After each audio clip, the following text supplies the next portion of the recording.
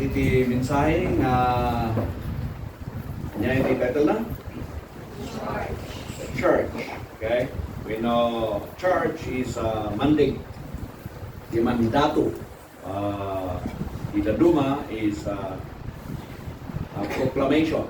Yabay iti proclamation. The proclamation na interniapodius for the body of Christ. The church of God for the body of Christ. Kastamat nga iti may sapay sa kuman. Kuni di church kata kuman.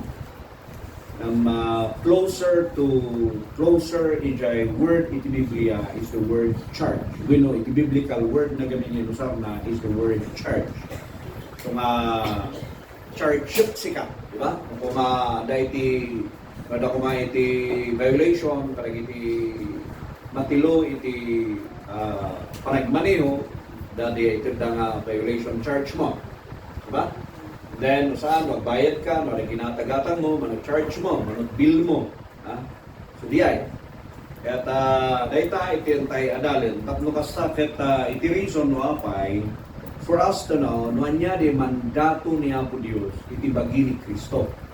Okay? For us to know the mandate of God for the church. And also, no kasano tayong i-hold properly, dahito yung mandate tayo.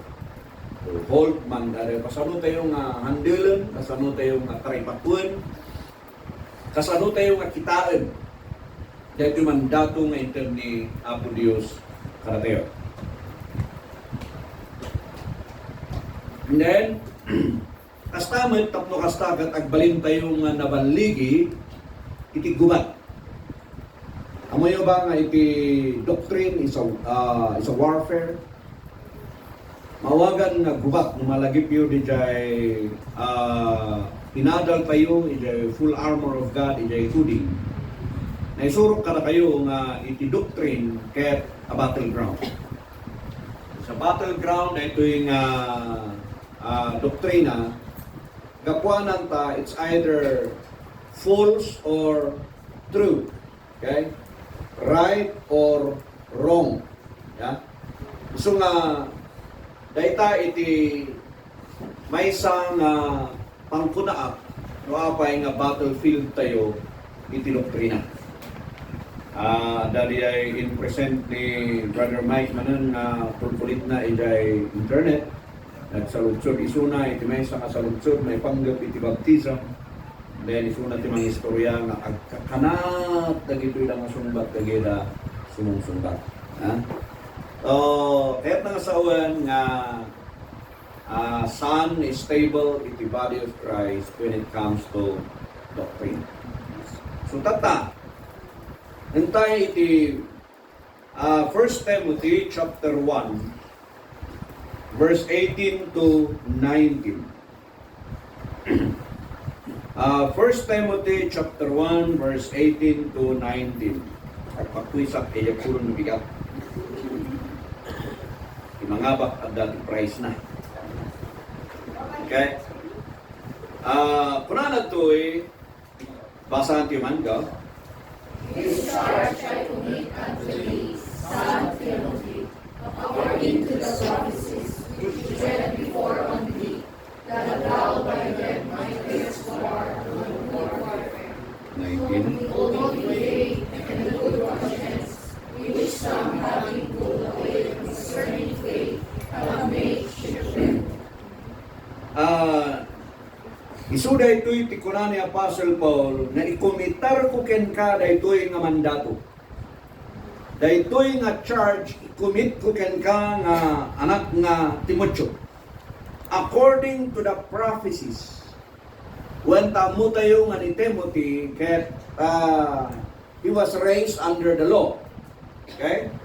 He was raised under the law, ket adda dagitoy possible nga adda dagitoy padpadto, dagitoy dang kingdom prophet kan kuana. We know dagitoy dang elders adda dagitoy magbagada kan kuana nga namuan ni Apostle Paul. Isuti ko na nga nyaman dagay na ipadto ken ka. Igatayo? Nyaman dagay na ipadto, no nyaman dagay ibagbaga kas pangarigan no saan man nga propeta possible nga diyan inana wenno diyan lula na.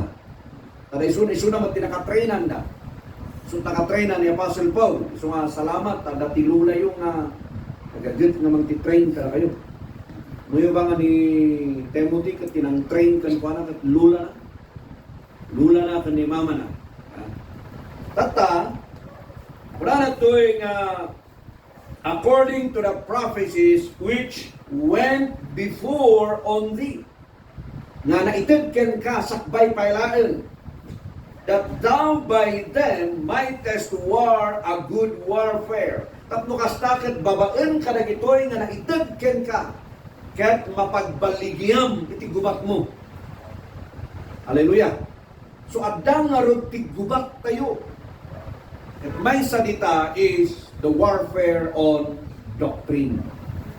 At awan tinadimdimig tayo nga kasjay idi. So ba? Awan na dimdimig tayo nga kasjay.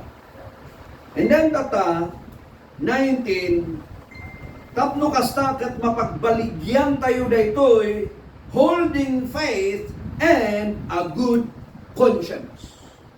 Sa limit-mitam jay pamati with India at Adalam, tapno madaan ka iti good conscience.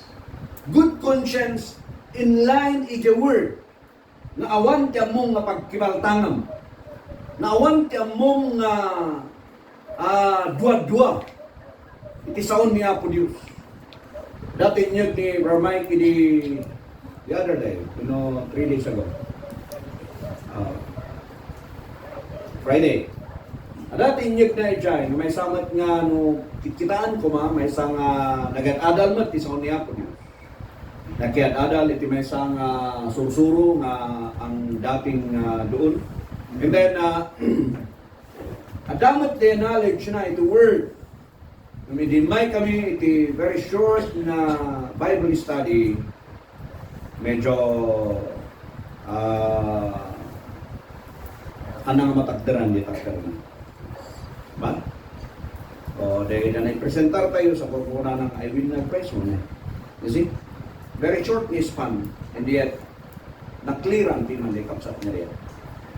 Now, holding faith and a good conscience, which some, having put away concerning faith, and have made shipwreck. We know ruin. They ruined their life. They ruined their doctrines.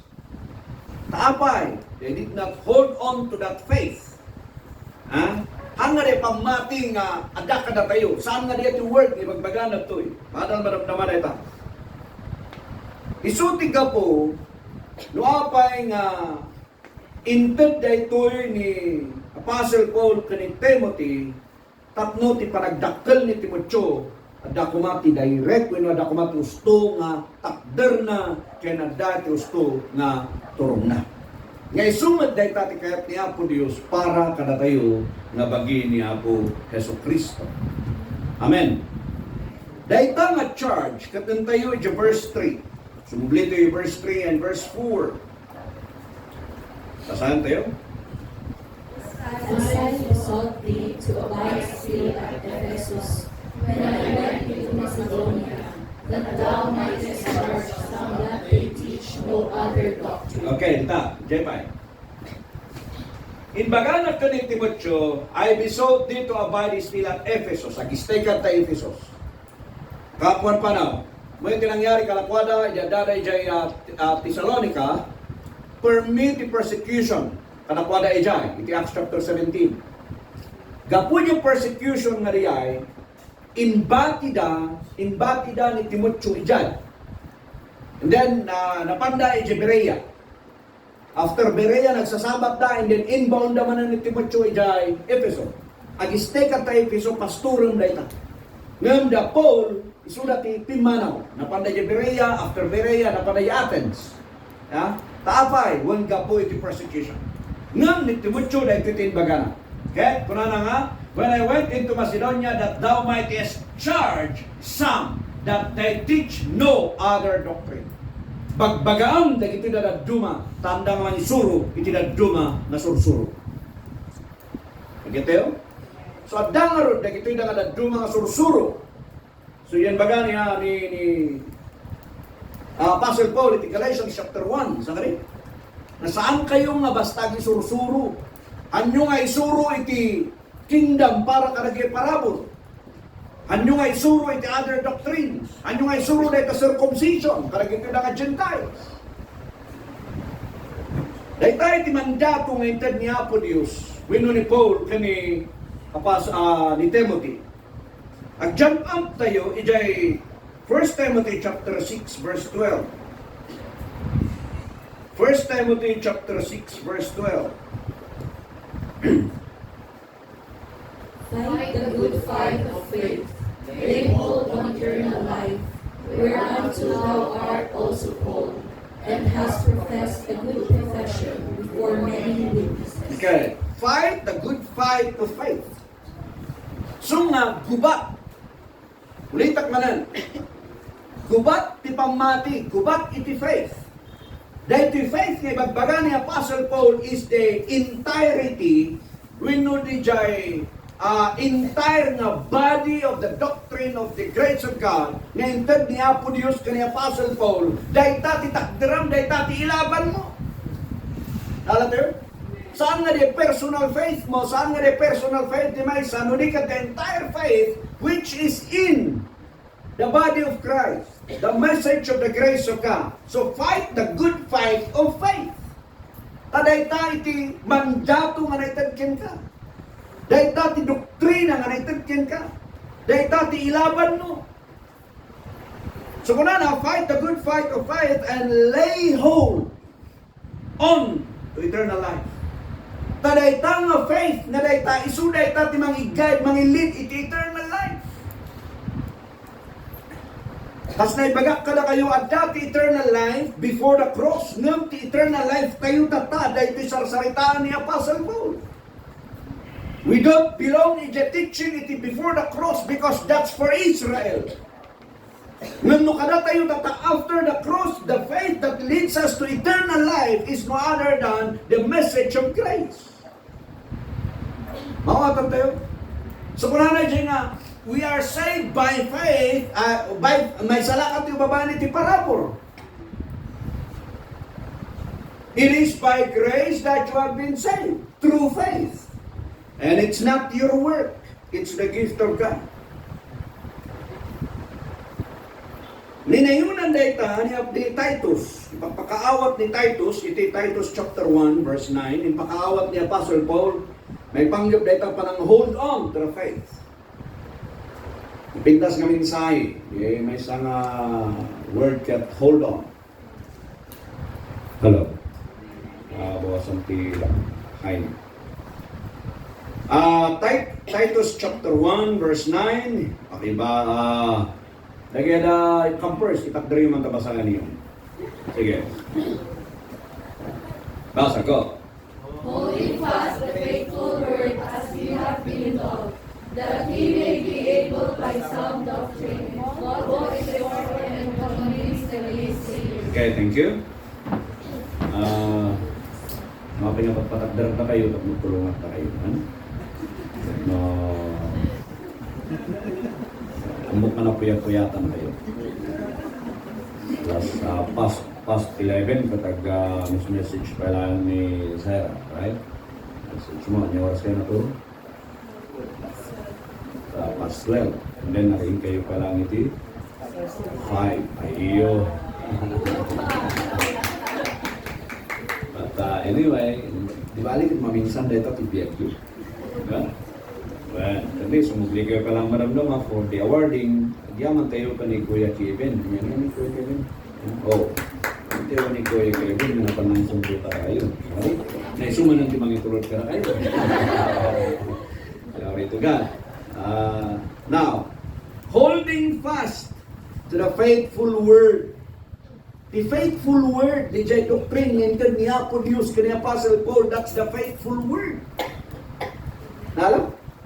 Dahil the faithful word for us this generation, this ages, this dispensation, ayan tayo tata. Dahil the faithful word. Holding fast to the faithful word as he hath been taught. then that he may be able by sound doctrine. Sound is true.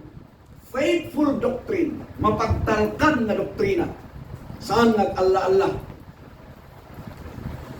Kadwa garo ni Mike nga may di Friday nga diay kat ay talaga piman nga alla-alla diay doktrina nga kawiton na. Kat may san wala kat siguro namati diay siguro 20 years ago. Gana tatapi man kat medyo alanganan diay da. So the entire body of truth na na-commit kaniya Apostle Paul. Nala? Ibagbaga ni Apostle Paul, awan ti sabali nga doktrina nga para iti body of Christ no saan the doctrine of the grace of God. The context dito kat saan nga salvation. Di parang hold on to that message, the faithful truth of the gospel of the grace of God. Kat saan nga kahit nasaon mo ibatam di jay kat saan ka may salakan. There's no connection about salvation message dito. At imang ibagbagaan na kadagito'y dan nalpas nga namati. Ala?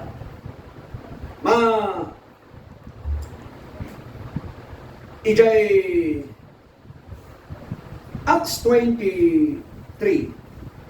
Acts 23 verse 1.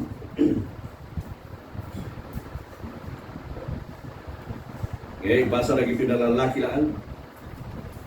And Paul earnestly beholding the council said, Men and brethren, I cannot believe with all good conscience before God until this day. Okay. Kas may isa nga ministro, kayat ni Apostle Paul, kada tayo amin, na tumaktakder dito kan amin tayo, rin tayo tumaktakder, na at least amo tayo, nga kayat ni Apostle Paul, good conscience. Nga no ada iti shaream amom iti share mo kan pana. Alam? Han nga di jay discussion ni Friday nga han nga di jay arig na ket kastoy, pakaiyariga na ket kastoy saan? Verse ti bagam. Alam? Dahil ta tinermo man tayo di jay nga maiyarig ti kastoy, arig na ti kastoy, haan nga ron. Already friend ni Mike Akit, agsidawa ta aming ibagbaga tayo kat verse. So, ni Apostle Paul is nalinis ti konsensya na nga mangisusuro ta muna ti mandato na. Ang muna ti mandate na nga inawat na kaniya po Diyos. That he was the apostle for the Gentiles. And that the message nga ito na is the message of grace. Awanan sa bali. And we are not under the law. We are under the grace of God. Dahil ti mandato na daka na tayo. Kita nyo iti 2 Timothy chapter 1 verse 3. Sumublito yung manijan. Sumublito yung manitimuchos. Basa. I thank God whom I serve from my forefathers with pure conscience, that without ceasing I have remembrance of thee in my prayers night and day. You see? In-confirm naman ang kanitimucho nga, kunana to'y, I serve from my forefathers with pure conscience. Pure the conscience na. Nga nang isuro ita. Awan ti dua-dua. Awan iti ladladingit. Awan iti pagbabawian. So ano insurong among at insurong kakusto. Ay so ba? Amen. Okay. Nadindungag yung ba iti word na jihad? Ha?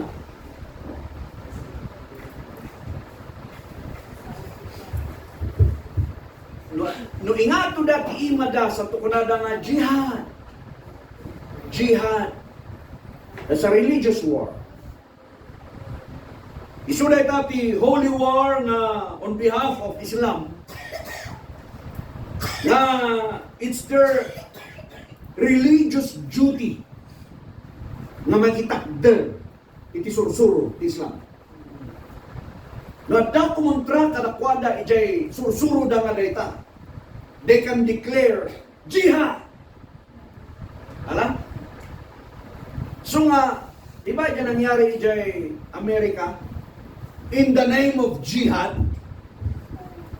na dadi dyan September 11 nga rin na thank you. Yes. Yes. Kaya da nga ag-suicide. Kaya da nga katilan di biyagda, tatno laeng for the sake, ija ilablaban da. Saan ka rin? Bawatan niyo? Dahil tati mandato na gamin, iso nga life and death, go!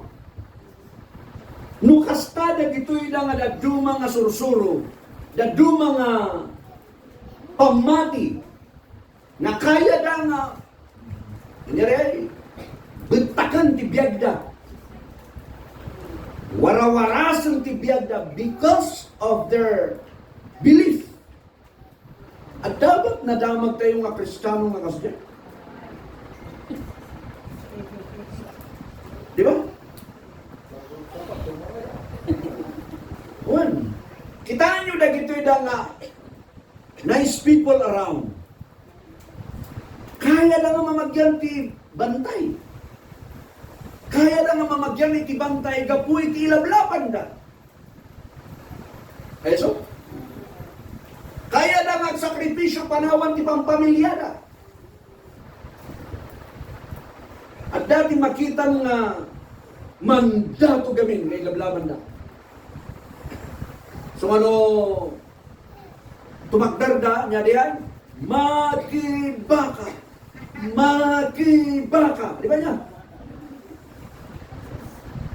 At tangay di dyan nga mandato nga ipagpagnada. Nga uray kababain, handa nga mabain.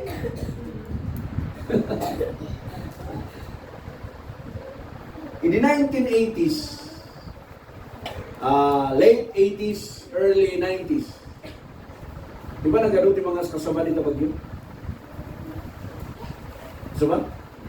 The mga kasama yung kayam, yung hanger, yung market, ready to campfire. Ada mga kasama? Yung tatada ba? Sa gesaan niya. So now, dagito'y dakat jihad, ilaban na. Why? Kitaan nyo kaniti John chapter 16 verse 2.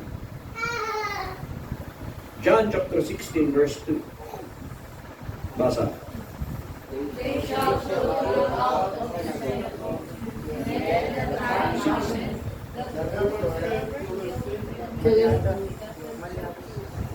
Sige, tuloy mo, basa. They shall put you out of the synagogues, yea, the time cometh, that whosoever eateth with you will be to their own service. Nagalit sa mga mangyari sa Israel. Naragito'y namang patay ka na kayo. Kada kayo kat infidel. Diba? Da kayo timawagan na infidel. So ano pinatay dahil may sa mga Israeli, when may sa kalaban da, they are doing God's will. Dahil tati panunod dali. Adata. So maura ni Apostle Paul, they are aramidin na namang persecute kalagay churches hindi. Mangibalbalod kalagay ito ng pasurot ni Kristo. Kaya muna kad he's doing God's will. Ta nakaala pa lang the authority, at nakaala pa lang isunat the authority, the high priest. Lalayo? Kumagaso man nito, tumatay ka. Mas lang nga sikat yung mga raramid iti trabaho ti Diyos.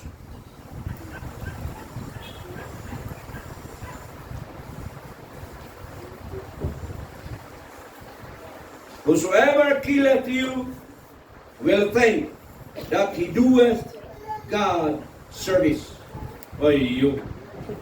Nung naaramid dahi tayo hindi, hindi na tatang maaramid. Sumanti yung mas daw no apay. Na ni Apostle Paul kat nakagrit isuna ini saan pala ang natilo. Hindi saan nga tinilo ni Apo Diyos isuna nakagrit isuna ang mangipagna. Iti doktrina, iti kingdom. Saan ka rin?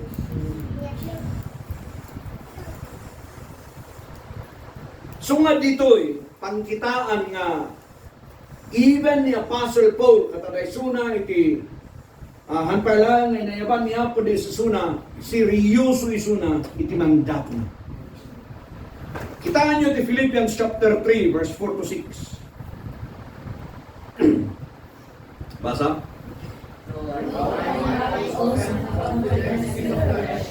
If any other man thinketh that he hath whereof he might trust in the flesh, I am more.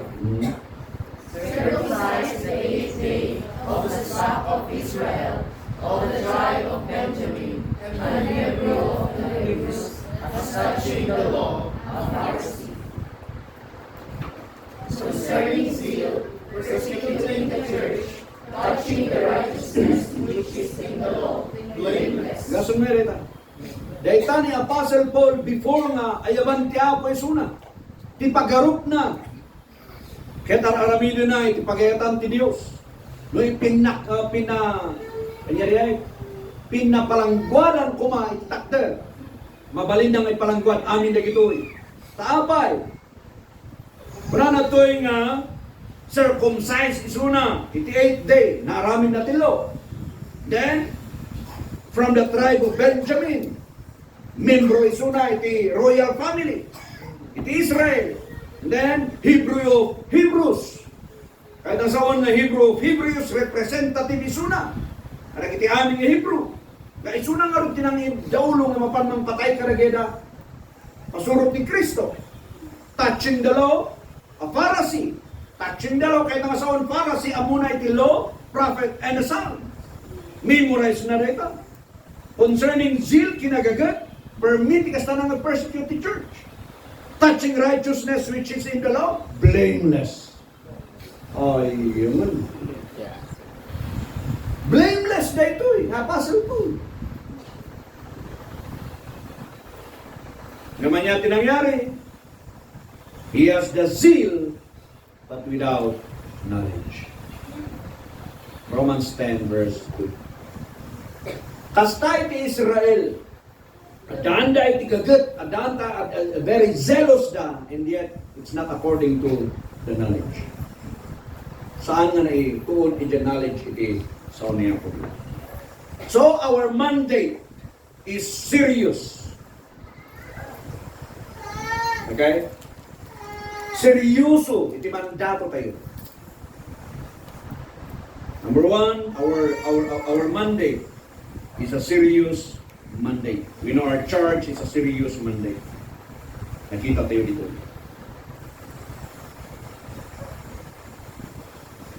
Willing na ito yung jihadist. Namatay, ng panaw ti family da. Willing da nga maulila, na ito yung anak da. Willing da nga mwede. Gapuy dya ilablaban na.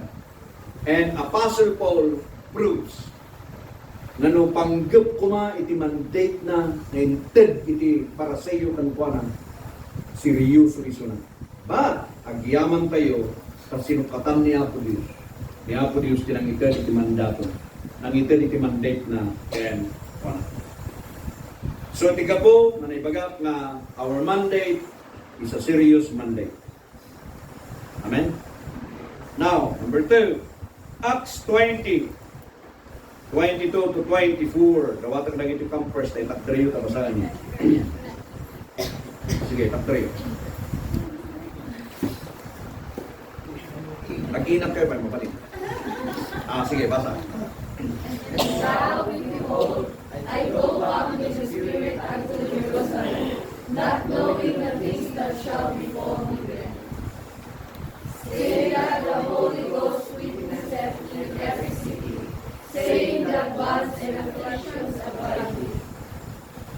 But none of these things do me, neither cometh my life here unto myself, so that I might finish my course with joy, and the ministry which I have received of the Lord Jesus, to testify the gospel of the grace of God. Amen. Thank you. Our mandate is worth dying for. So, number 2, our mandate is worth dying for. Apay, amon ni Apostle Paul permit the persecution sa sumableso na yung Jerusalem. Ang muna iti masagrap na nga mabaling nga mangidadanas kan ko na. Ngayon ko na mapanak lang ta. Apan ko i-testify the gospel of the grace of God. Glory to God. Amen? Daita ti mandato na. And then, 2 Peter chapter 3, verse 16 to 17, 15 to 16. 2 Peter chapter 3, verse 15 and 16. Sige, basa tayo amin. And account that the long suffering of our Lord is salvation, even as our beloved brother Paul, also according to the wisdom he given unto him, hath written unto you. As also in all his epistles, speaking in depth of these things, in which are some things hard to be understood, which they that are under them civil rest, as they do also the other scriptures, unto their own destruction. Okay. Our mandate is hard to understand for the kingdom believers. May ba diyan? Di mandato tayo, our mandate is hard to understand for the kingdom believers. And also, kada gito'y the unlearned and unstable. Ito sanda kahit ngag-adal. Tauran ni Peter, in-acknowledge na, tisurat ni Brother Paul, okay, ang reverend. Tisurat ni Paul, kahit hard to understand. Narigat nga maawatan, sounds really hard to be understood. Magyaman tayo, maawatan tayo. Next, 1 Corinthians 14, 37 to 38. 1 Corinthians 14, 37 and 38. If any man thinks himself to be a prophet or spiritual, let him acknowledge that the things that I write unto you are the commandments of the Lord. But if any man be ignorant, let him be ignorant. Our mandate or our charge is the commandment of the Lord, and it cannot be compromised. Our charge or our mandate is the commandment of the Lord. Saan nga di commandment of Moses? The commandment of the Lord, and it cannot be compromised. Apa nga it can be compromised? Kung na verse 38, if any man be ignorant, let him be ignorant. Hala? Ang kangamay na na yung ignorant. No kaya po, di ignoranti ka. No kaya kung adalan. That's the commandment of the Lord. Get there? Galatians 1, verse 8 and 9. Galatians 1, 8 and 9. Basa. But though we or an angel from heaven preach any other gospel unto you than that which we have preached unto you, let him be accursed. As we said before, so say I now again. If any man preach any other gospel unto you than that ye have received, let him be accursed. Now, dati mang isuro ka na kayo ng angels, winodado mga ministro, na saan nga rin gospel, and susuro ka na kayo, let them be accursed. So nga, it cannot be compromised. Haan nga may compromise. If grace, grace. Alam? Law. Ang kangabaling na loko. Sapol nga, among diatakder mo. That's demanding. And then,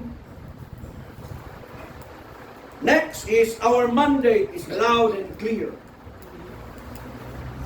Our mandate is loud and clear. Romans 6:14.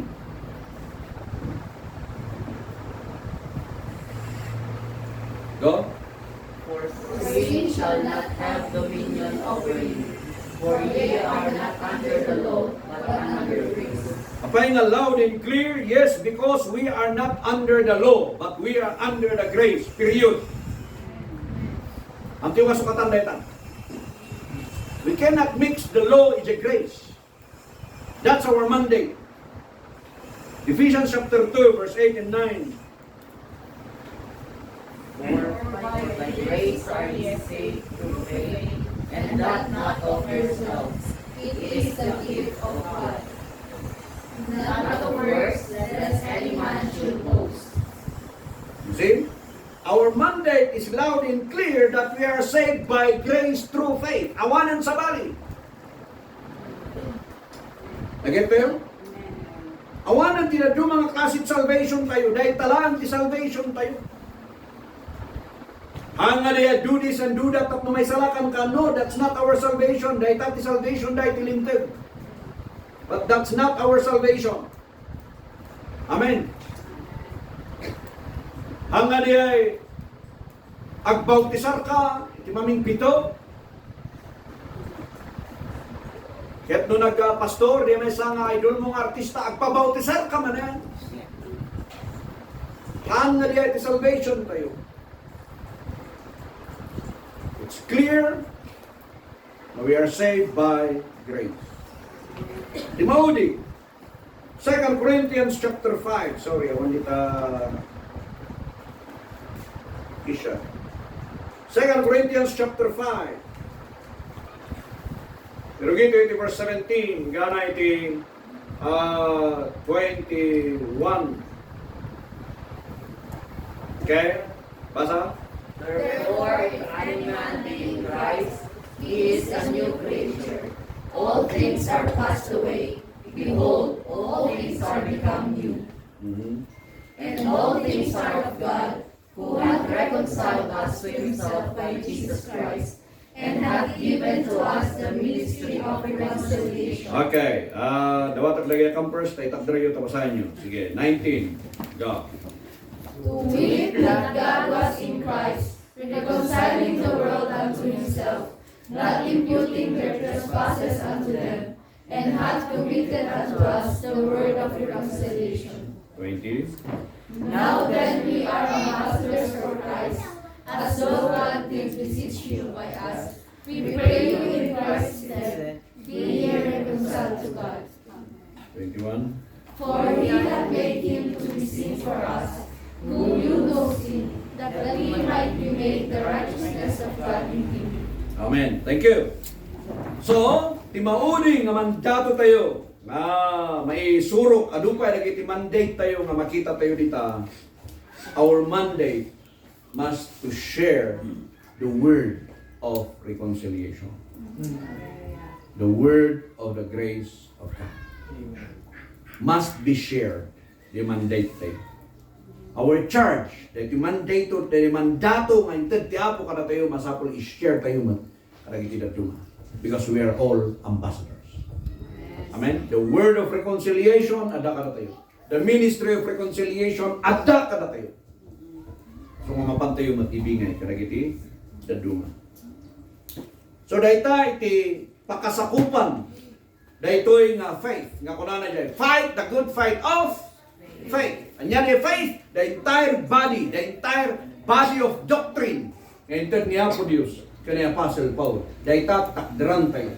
Panabasa tayo ni 1 Corinthians 14, 37 and 38 nga, iti aming in surat ni Apostle Paul as the commandment of the Lord. Naisutinted na ngayon na italay para kada tayo amin. Hallelujah. Amen. So, dayta iti God has given us the body of the Paulinian truth to have and to hold. Till death do us part. Dayta actually charge. The word nga till death do us part. To have and to hold. Han mo nga i-compromise. Han mo nga ibatan. Ano ba? Damalagligit yun. Ada? Men. Dayta iti minsay. Ora babaan tayo tong makasabot mayat ya.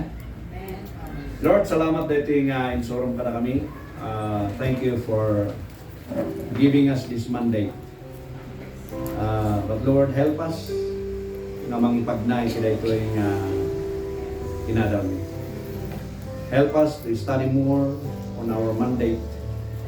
At no amuming agpaisotin kami ibagbaga, amuming agpaisotin kami ipagpagna, kaya amuming agpaiso Diyos, kaya kami soro-soro tayo. It's very, very clear, and kung muna ito ay Apostle Paul na naitalatmat the body of Christ, na kadami natatawag Diyos.